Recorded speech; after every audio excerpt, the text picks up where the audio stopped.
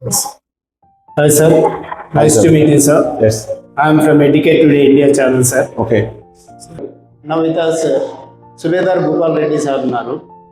NCC గురించి చాలామంది పిల్లలు జాయిన్ అవ్వాలనుకుంటారు, వాళ్ళ పేరెంట్స్ కూడా జాయిన్ చేయాలనుకుంటారు. దానికి ఉన్న సోషల్ రెస్పాన్సిబిలిటీ ఏంటి, దాని అడ్మిషన్ ప్రాసెస్ ఏంటి, మనం భూపాల్ రెడ్డి గారిని అడిగి తెలుసుకుందాం. సార్, అసలు ఎన్సిసి అంటే ఏంటి, దాని అడ్మిషన్ మీ దగ్గర క్రైటీరియా ఏంటి, తర్వాత పిల్లలకి ఫ్యూచర్లో ఎటువంటి కెరీర్ ఆపర్చునిటీస్ ఉన్నాయి, లేదు కేవలం ఒక సర్వీస్ కోసమేనా? సార్, ఎన్సిసి అనేది ఒక నేషనల్ లెవెల్ ఒక క్యాడెట్ కోర్స్ అనే ఒక సంస్థ ఆర్గనైజేషన్ అనేది ఉంది. ఈ ఆర్గనైజేషన్ సంస్థలో వచ్చేసి ఎడ్యుకేషన్ పరంగా ఉన్న పిల్లలకి అయితే స్కూల్ లెవెల్ పిల్లలకి వచ్చేసి ఏ సర్టిఫికేట్, ఆ విధంగా మళ్ళీ ఇంటర్మీడియట్ అండ్ అబౌట్ డిగ్రీ లెవెల్లో కనుక బిఎన్సి కేటగిరీస్ అట్లా సర్టిఫికేట్ ఇష్యూ చేస్తారండి. కానీ ఈ ఏ సర్టిఫికేట్ అనేది పిల్లలకి వచ్చేసి చిన్నతనంలోనే ఒక ఆర్మడ్ ఫోర్సెస్ గురించి ఒక అవగాహన కల్పించడం, వాళ్ళకు ఒక క్రమశిక్షణ, డ్రిల్, ఫైరింగ్ గురించి, ఈవెంట్స్ గురించి, కొన్ని నేషనల్ బిల్డింగ్ ఏ విధంగా అనేది, నేషన్ బిల్డింగ్ ఏ విధంగా కావాలనేది లక్షణాలని ఈ ఎన్సిసి ద్వారా మనము classes, theory classes with practical drills ఇవన్నీ నేర్పిస్తారండి. మళ్ళీ అదేవిధంగా వచ్చేసి పిల్లలకి టర్న్అవుట్, యూనిఫామ్ ఫోర్సెస్ ఏ విధంగా ఉంటారు, నేషనల్కి ఏ విధంగా సహాయపడగలుగుతారు, సెకండ్ టైమ్ ఆర్మడ్ ఫోర్సెస్ అంటారు వీళ్ళని. ఏదైతే ముందుగా రక్షణ దళం వస్తుందో ఆ తర్వాత వచ్చేసి ఎన్సిసి వాళ్ళ బ్యాక్వర్డ్స్ ఏదైనా వార్ క్రైటీరియా వచ్చినప్పుడు వాళ్ళని ఉపయోగించుకోవడం జరుగుతుంది. ఏదైతే జేడీ అంటే junior wing and junior division cadets girls and boys, అదేవిధంగా ఎస్డి అనేది senior wing and senior division cadets college girls అన్నాము. అదే జూనియర్ వింగ్ అని వచ్చేసేది మనకి ఒక 14 years బిలో ఉన్న వాళ్ళని ఎన్రోల్మెంట్ చేసుకోవడం జరుగుతుంది విత్ 8th క్లాస్ స్టాండర్డ్ నుంచి. దానికి స్పెషల్ క్రైటీరియా ఏమన్నా? అది ఏం స్పెషల్ క్రైటీరియా లేదు. వాళ్ళకి మెడికల్ ఎన్రోల్మెంట్ చేసేటప్పుడు వాళ్ళకి కొంచెం ఫిజికల్లీ టెస్ట్ పెడతారు. With physical test, normal running, మళ్ళీ తర్వాత పుషప్స్, రీచ్ డౌన్స్ ఇవన్నీ చేపిస్తారు. ఆ తర్వాత మెడికల్ కేటగిరీ ఏదైనా ఐసైట్ ఉందా అవన్నీ చెక్ చేస్తారు మా స్టాఫ్స్ వచ్చేసి. ఆ విధంగా ఎన్రోల్మెంట్ చేసుకున్న తర్వాత వీళ్ళకి ఆన్లైన్ ఆధార్ తోటి లింక్డ్ ఎన్రోల్మెంట్ సర్టిఫికేట్ పుటప్ చేస్తారండి. ఎన్సిసిలో ఎన్ని కేటగిరీలు ఉన్నాయండి? నేను విన్నది ఏంటంటే ఆర్మీ, లేకపోతే నేవీ, ఇలాంటివి ఉన్నాయి. టోటల్ దీంట్లో కూడా 3 కేటగిరీ. ఏదైతే ఆర్మీ, నేవీ, ఎయిర్ ఫోర్స్ ఈ 3 డిఫెన్స్లో అయితే ఏవైనా ఉన్నాయో ఈ ఆర్మీ వింగ్ వచ్చేసి సపరేట్ ఉంటుంది. మళ్ళీ టోటల్ ఈ డైరెక్టరేట్ వచ్చేసి 17 డైరెక్టరేట్స్ ఉన్నాయి.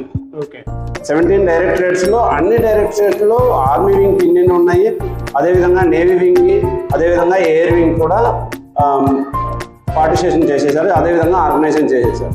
ఓకే, తర్వాత ఒక్కసారి వాళ్ళు సెకండరీ స్కూల్ లెవెల్ దాటిపోయిన తర్వాత అండి సీనియర్ సెకండరీకి వెళ్తారు కదా, తర్వాత నెక్స్ట్ ఏంటంటే అక్కడితో ఆగిపోవాలా? నెక్స్ట్ కంప్లీట్గా కంటిన్యూ చేసుకోవచ్చు. ఏదైతే ఇంటర్మీడియట్లో కానీ +12లో కానీ +11, 12లో ఇంటర్మీడియట్లో ఉన్నప్పుడు బి సర్టిఫికేట్కి వచ్చేసి B1, B2 చేసుకోవచ్చు అండి. అదేవిధంగా డిగ్రీ ఏదైతే మనకి అవకాశం ఎక్కడ ఉంటుందో స్కూల్ కానీ, మేనేజ్మెంట్ కానీ, కాలేజెస్ కానీ అక్కడ ఒక కంపెనీ అనేది ఒకటి ఏర్పరిచి ఉంటుందో ఆ కంపెనీల్లో వచ్చేసి మనం జాయిన్ చేసుకోవాలి. ఓకే, ఆ విధంగా చేసుకుంటే మనకి ఆ అవకాశాన్ని ఉపయోగించుకోవచ్చు. గ్రాడ్యుయేషన్ కూడా దీన్ని కంటిన్యూ చేసే అవకాశం ఉంది? ఖచ్చితంగా ఉంది సార్. అది ఎన్రోల్మెంట్ ట్రాన్స్ఫర్ చేయించుకోవచ్చు. ఇక్కడ కేవలం నేషనల్కి మన దేశాన్ని సర్వీస్ చేయడం కోసమా, లేకపోతే ఇంకేమన్నా కెరీర్ ఆపర్చునిటీస్ చాలా ఉన్నాయి సార్. దీంట్లో ఎన్సిసి కేటగిరీస్ వలన ఈ సర్టిఫికేట్ ఇష్యూ చేయడం వలన ఏ సర్టిఫికేట్కి వచ్చేసి 5 మార్క్స్ మనకి అటెండెన్స్ అవుతుంది. అదేవిధంగా బి సర్టిఫికేట్కి 10 మార్క్స్ మనకి ఏదైతే మనకి పర్సంటేజ్ తీసుకుంటారో, మెరిట్ తీసుకుంటారో, రిజర్వేషన్. అదేవిధంగా సి సర్టిఫికేట్కి 15 మార్క్స్ ఉంటుంది. అదే సి సర్టిఫికేట్లో ఆర్డీసీ ఏదైతే రిపబ్లిక్ డే క్యాంప్స్ ఢిల్లీలో కానీ అటెండ్ అయినారు, ఒక క్యాంప్ కానీ, కల్సేని క్యాంప్ కానీ ఇటువంటి అటెండ్ అయినప్పుడు వాళ్ళకి ఇంకా ఎక్స్ట్రా కేటగిరీస్ వాళ్ళకి రిజర్వేషన్ సౌకర్యం కలుగుతుంది.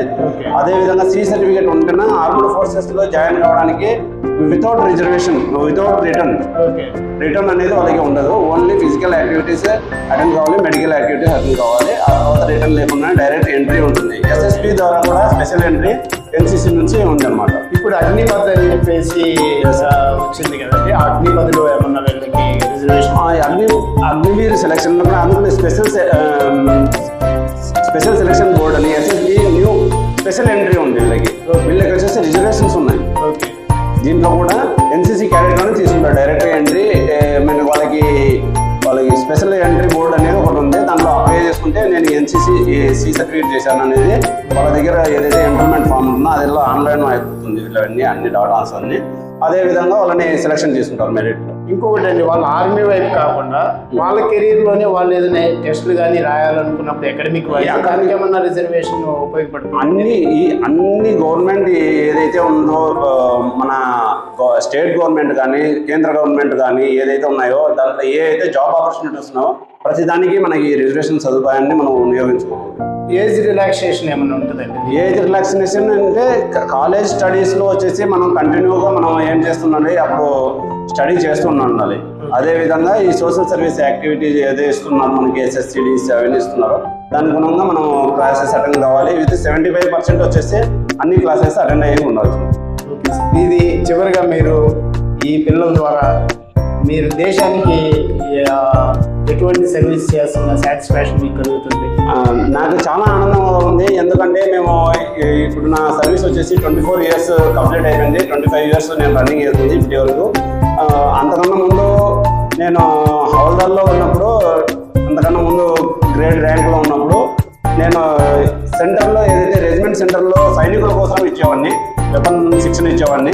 ఆ తర్వాత ఇప్పుడు అక్కడ నుంచి యూనిట్ వెళ్ళిన తర్వాత బార్డర్కి వెళ్ళిన తర్వాత మళ్ళీ నాకు ఇక్కడ ఈ అవకాశం దొరికింది. ఎన్సీసీకి నాకు పోస్టింగ్ ఇచ్చారు ఇన్స్ట్రక్టర్గా.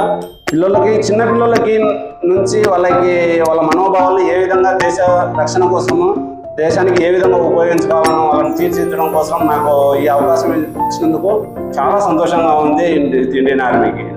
ఒక దేశానికి సేవ చేసే ఒక సైనికులతో మీలాంటి వాళ్ళతో మాట్లాడినందుకు థ్యాంక్ యూ అండి.